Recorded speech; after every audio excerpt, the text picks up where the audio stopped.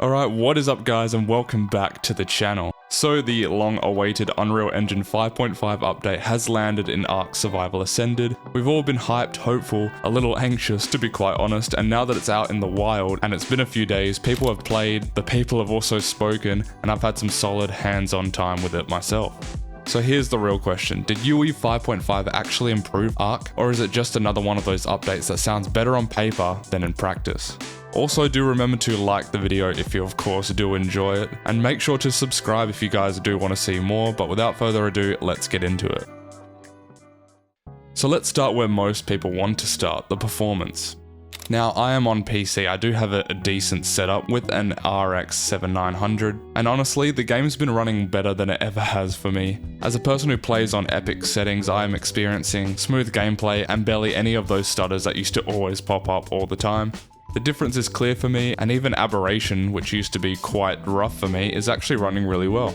But that is not the story for everyone, and that's where the trouble starts. Some players are getting hard crashes, bad frame drops, especially in high foliage areas. Others are saying performance actually got worse than better, which of course is not the goal. And Nakatis actually said it best on X. You're either getting excellent performance or it's quite a failure of an update. There is no middle ground, and that inconsistency is of course a huge problem.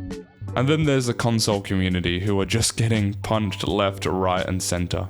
Mods on Xbox and PlayStation? Yeah, still not working as intended. Players are stuck with install errors, missing mods and transfers that are just broke.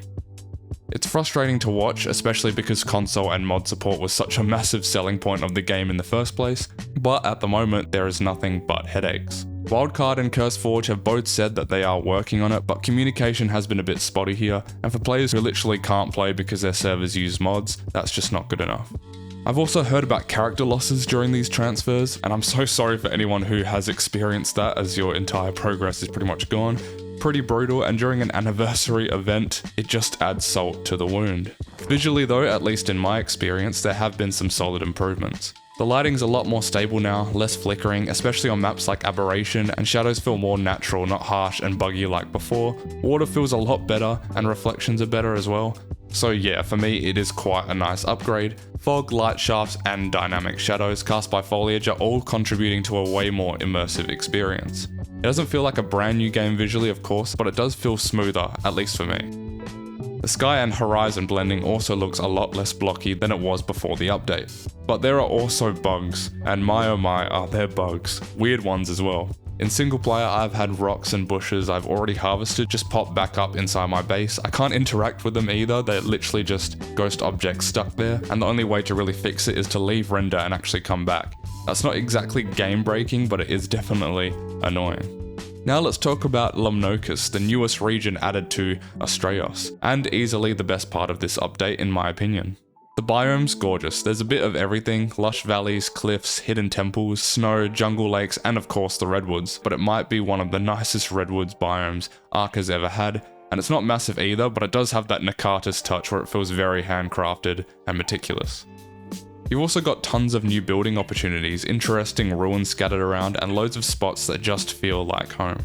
And of course you've got the Maelstrom. This eerie kind of floating island system in the ocean looks amazing. It's packed with resources, rare spawns, and a really nicely designed cave behind a waterfall. Performance-wise, Lemnokus runs surprisingly well, for me anyway. I did get a few crashes while exploring the new map addition, but considering I was flying around in creative mode, it's not quite terrible, although I do want to see some fixes in this area. And whilst there were a few little texture bugs that happened on release, they seem to have been patched by now, so props to Nakatis and everyone else who was working of course on the map for that. Now let's shift over to something builders will appreciate, the ridiculous amount of new structure pieces. Every tier thatch, wood, stone, metal, tech got love. Quarter ramps, half railings, sloped walls, trapdoors, cellar doors, you name it.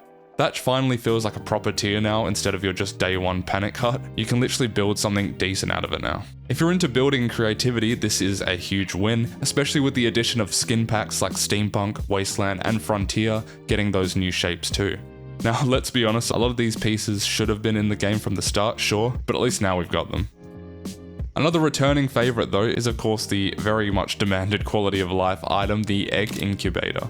It's a feature that is of course going to be super handy for breeders and just makes things feel a lot more controlled and less grindy, especially on official. On the topic of quality of life changes though, there are a few surprises here. You can now uninstall individual maps from Steam, which helps with storage, and single player saves now have automatic and manual backups, so if your game crashes you're not losing 2 hours of progress anymore, at least if you actually remember to back your save up. There's also a new low performance graphics mode for low end machines. It looks not great, I'll be honest, but that is of course the point, and if it helps people run the game then I'm all for it of course. Also, you can now toggle events from the single player menu, which means once the anniversary event ends, you might still be able to re-enable it. Fingers crossed though they keep that option around. Party dodos are back and they're dropping consumables that are absolutely busted, but in a good way. There's also skins, emotes, cosmetics, all that stuff, and honestly great overall, but again, console players are barely able to access this due to the mod issues. That is the frustrating part. When half of the community can't even take part in the big celebration, something's definitely wrong. Wildcard has of course extended the event, which is good for everyone, but if console support isn't fixed or improved before then, I really hope they extend it again. On to the more negative side though, let's talk about bugs. Other than the glitchy lighting that I talked about earlier that got fixed, there's still those phantom rocks and trees which are really annoying, and the community's been very vocal. Wildcard's got a bug reporting form now open, so if you have any issues, definitely use it. They are trying, but we know how these things go. Fixes take time. Also, it's worth mentioning that Lemnokus actually got 2 new mini-bosses. It's something that genuinely adds a lot to the map. So guys, did the Ultimate Engine 5.5 upgrade improve ARK? Yes, but it's complicated. If you're on PC and your machine can handle it, performance is better, although once again results are varying right now from reports from players. The visuals are nicer, at least in my experience, and the new content, Lemnokus, building pieces, quality of life upgrades are excellent. But though, like I said, if you are on console or unlucky with bugs, it's not great right now, and the mod issues are a serious blocker. Wildcard's got work to do, that's for sure, but the update certainly isn't a flop, not by a long shot. There's real progress here, it just needs more polish, and that will hopefully come with more patches in the future. If they of course follow through, squash these bugs, and fix console mods, we could be looking at a turning point, but for now it's a very mixed update. So let me know how it's running for you guys. Have you had a good experience so far, or has the update made things worse? Drop your thoughts in the comments of course, I'll be reading through them as always. If you enjoyed this breakdown, feel free to hit like, maybe subscribe if you're new, and we've got some more ARK content coming your way real soon. Take care of yourselves guys, and I'll catch you all in the next one.